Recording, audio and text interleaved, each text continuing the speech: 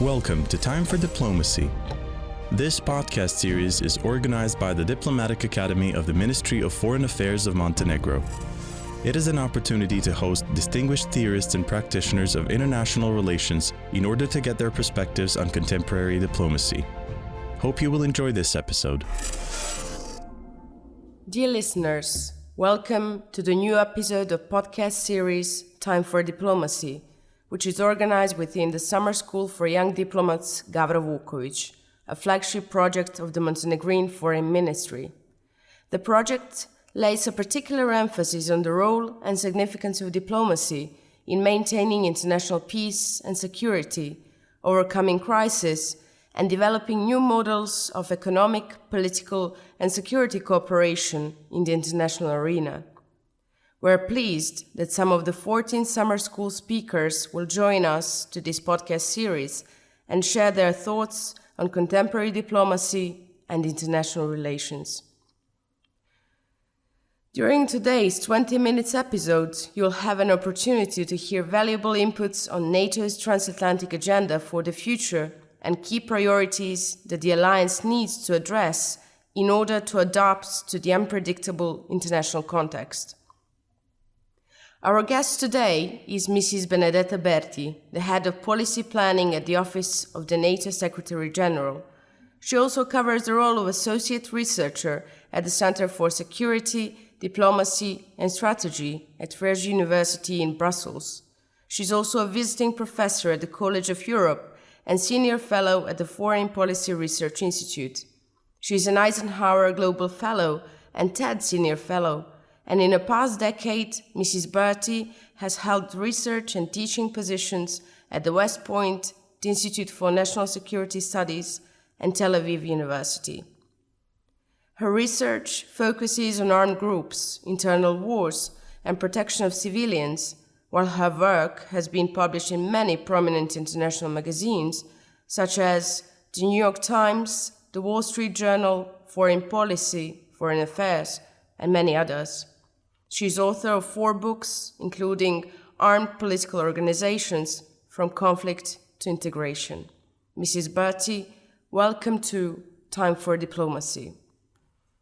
Thank you. It's great to be here. I will move right away with our first question. NATO 2030 agenda is about making sure that NATO remains united and ready to respond to some of the most pivotal challenges for international relations and security. Can you tell us a bit more about why this agenda is so important and how it contributes to the security of the Euro-Atlantic area? How will the next strategic concept to be adopted at NATO summit in June help shape NATO's agenda for the future? Great. Thank you for your question. So, I agree with the premise of your question. NATO 2030 is an important agenda that is designed to accelerate our political and military adaptation.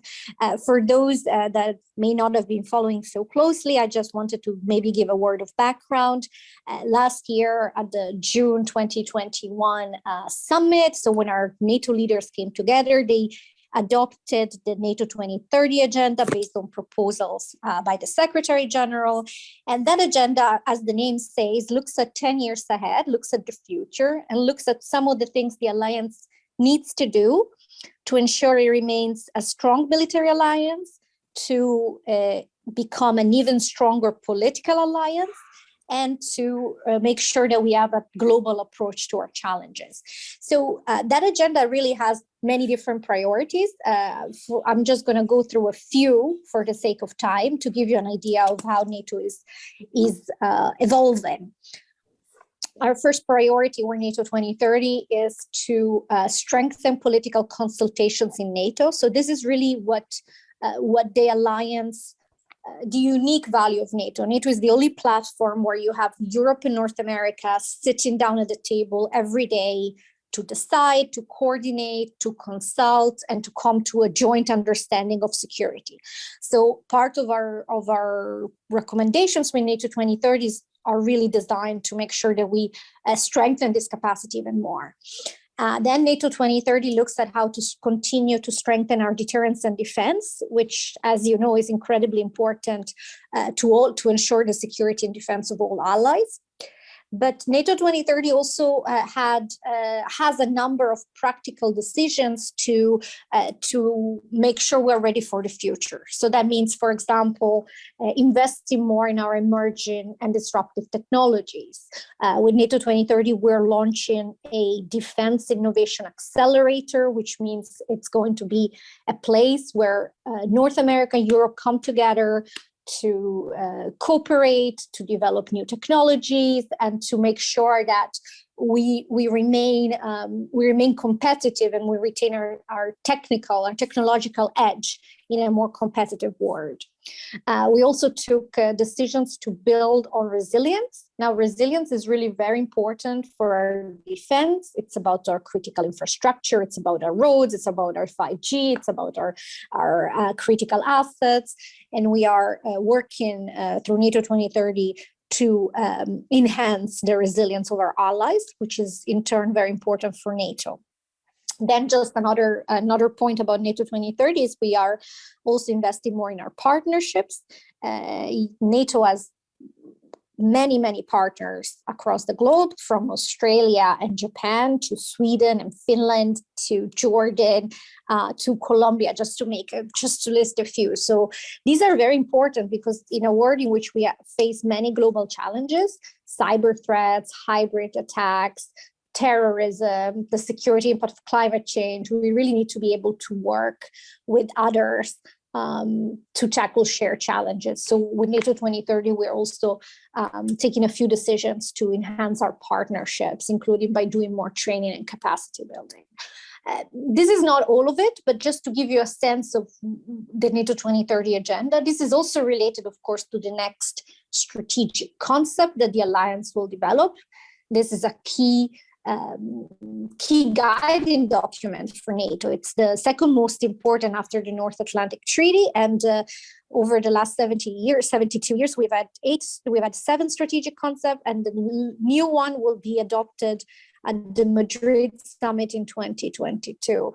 And of course, I don't know exactly what will be in it because we're still in the middle of the process, but I can tell you that it is important. Allies really want to see reflect a number of themes of NATO 2030, like the importance of investing in resilience, the importance of a global approach, the key role of partnerships, the need to enhance deterrence and defense, and the need to invest more in our critical technologies to retain our technological edge. These are just some thoughts, but of course, other issues as well. The latest development in Ukraine have been portrayed as a central question for the NATO's future and transatlantic security in general. It will also shape the future relations with Russia and the way how the Allies will define it within the strategic concept. What kind of repercussions the war in Ukraine may have on Euro-Atlantic security in the long run, and what are the key points of NATO's response to the ongoing crisis? Right. So first of all, of course, it's very difficult to predict the future. So I cannot say exactly what will happen, but I can tell you that already a few things have happened since Russia's brutal and unprovoked war of aggression against Ukraine. And I would say that this is, first of all, some things we know. We know this is the worst military aggression in Europe for decades. We know that there's been violence, including indiscriminate violence against civilians.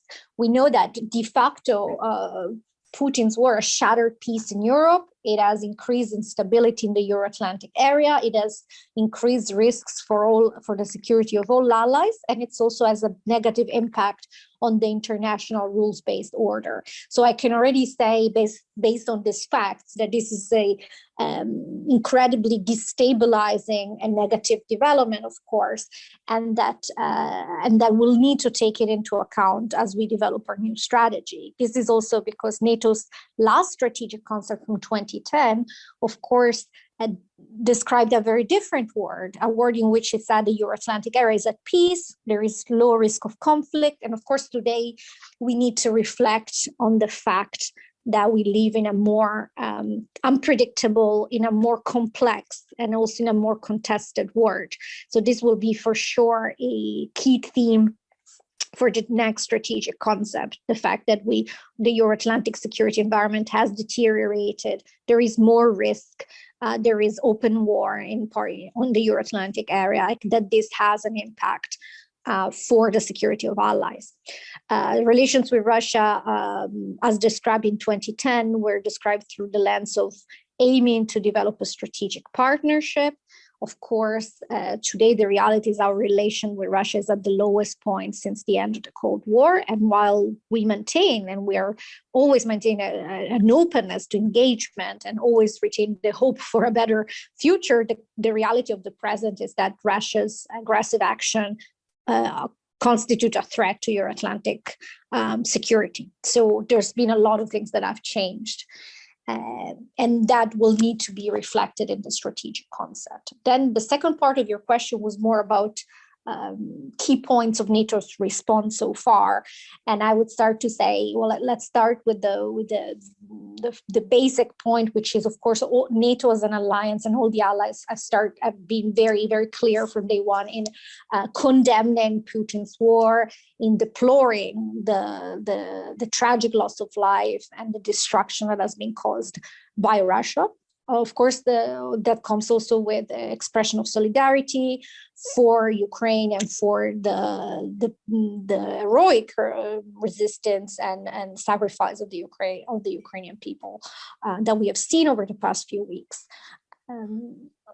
So NATO has been firm in condemning this war. Also, allies have stood together in supporting Ukraine's rights to self-defense. That means allies coming together to impose sanctions, unprecedented in scope and scale, against Russia as a response to its aggressive action. But also individual NATO allies have assisted Ukraine through military assistance. NATO as an alliance has before February 24, so in the past, has of course provided training and capacity building to Ukraine. Currently, NATO does not provide lethal aid to Ukraine, but it is involved in providing humanitarian assistance, and it is involved in those efforts.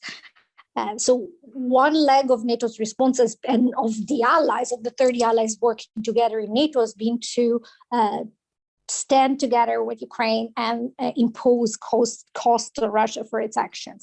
Then, of course, NATO's main responsibility is to ensure defense and deterrence of allies. So in response to this crisis, NATO has also strengthened its deterrence and defense, activated plans to defend the alliance, increased the readiness of our forces, and also deployed troops from both sides of the Atlantic. Today, there are hundreds of thousands of forces on heightened alert. There are over 40,000 troops under direct NATO control, but we also have more ships, more aerial assets in the eastern part of the alliance, new deployments in Slovakia, Hungary, Romania, among others, to really strengthen and reinforce our eastern allies at a time where this is incredibly important. Of course, we do all this while being very clear to Russia that we are a defensive alliance. We are not seeking a war. We're not seeking conflict. But we are and will continue to do everything we need to make sure that every inch of allied territory is safe and secure. It seems that the crisis in Ukraine puts in second plan some other challenges NATO has been facing, such as cybersecurity, EDTs, terrorism, climate change, and many others. NATO member states have endorsed an ambitious new NATO action plan on climate change and security, with the aim of making NATO the leading international organization when it comes to understanding and adapting to the impact of climate change and security. What does this action plan entail, and how feasible its objectives are? Yeah, thank you for this other question, because I think it's very important that as we talk about how NATO is responding to Russia's war of aggression in Ukraine, and of course, strengthening our ability to deter and defend all allies, we also always need to keep in mind that as an alliance, our job and our work is to ensure we're able to defend and deter against all types of threats. So we retain a broad approach, and that includes also by continuing to work on emerging challenges. So that's why before I mentioned through NATO 2030 cyber and hybrid, but also space domains, emerging and disruptive technology. So to show how the alliance really is adapting for the future. And I think the work we are doing when it comes to climate change and security is really part of how we are adapting to a more unpredictable future. So over the last couple of years, allies through NATO have come together to agree basically a strategy on how we approach climate change and security as NATO. And that strategy starts by recognizing that really climate change is a defining challenge for our security, that it is a threat multiplier. So it is a factor that makes our environment more unstable and more insecure. And it also really affects the way our militaries operate. So because of that, we as an alliance cannot afford to ignore the security impact of climate change. And that's why the strategy that we adopted, which I think is very feasible, and I think we're doing good work already to implement what we have agreed. But this strategy really has three pillars. First of all, it's about increasing our understanding. So we need to make sure that we understand how climate change is affecting our neighborhood, our territory, how it's contributing to fuel conflict. And a lot of this is really about raising our collective awareness of the security impact of climate change, and including, for example, by mapping and understanding how climate change is affecting our military installations, our bases, what our vulnerabilities are. So that's really the first step in the process. The second priority, after, of course, you increase awareness, you also want to adapt. So we have a series of processes in place to adapt our armed forces, to help adapt our armed forces to cope with the security impact of climate change. That means we want to integrate climate change considerations into really everything we do, so that we have the right equipment, we invest in the right technology, we are climate resilient. And this is really practical because, of course, we need to make sure our militaries can operate in more complex climates that are wetter, hotter, drier because of climate change. And we also want to account for how extreme weather events can affect the security of our citizens and what can our militaries do to help in the response. And then the third part of our strategy is about mitigation. And this is basically because if climate change is, and we believe it is, a global challenge, then it means everyone has a responsibility to do something. And we're looking very carefully at how we can, while retaining our operational effectiveness, but how we can be more energy efficient, how we can be more environmentally friendly, how can we reduce emissions in the context of our military activities and facilities. So it's also a process to really make sure that we take a close look at our impact and our footprint when it comes to carbon emissions. And that's really the work that we've been doing as an alliance. And I think that these are feasible objectives. And what I see is a strong will by all allies to move forward, to make sure that we work on this crucial issue. Mrs. Berti, we are much obliged for your time and profound insights. Thank you very much. Thank you for the great questions. Thank you. This podcast series is part of the project supported by NATO Public Diplomacy Division, whom we are particularly thankful for having recognized the program of summer school as conducive to the Euro-Atlantic agenda for a more secure and prosperous world.